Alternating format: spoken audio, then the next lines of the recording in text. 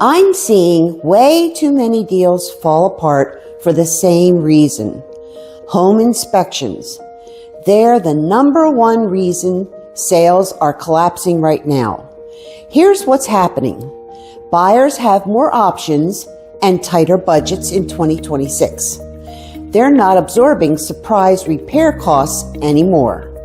When a buyer sees deferred maintenance, they don't see potential or character. They see risk and dollar signs. The tolerance for fixer-upper vibes has completely evaporated. Buyers want move-in ready. Quick pause. Before I tell you the simplest way to protect the deal, I'm Susan Johnston with Iron Valley Real Estate of York County. If you found this helpful, please hit the like button, drop a quick comment, and subscribe for more videos like this. All right, back to the fix. So here's my advice for sellers. Get a pre-listing inspection.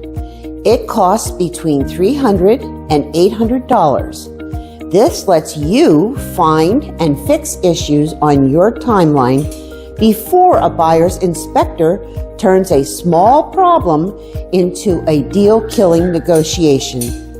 Also, provide the ages of your major systems, HVAC, roof, water heater. Give them the last 12 months of utility costs.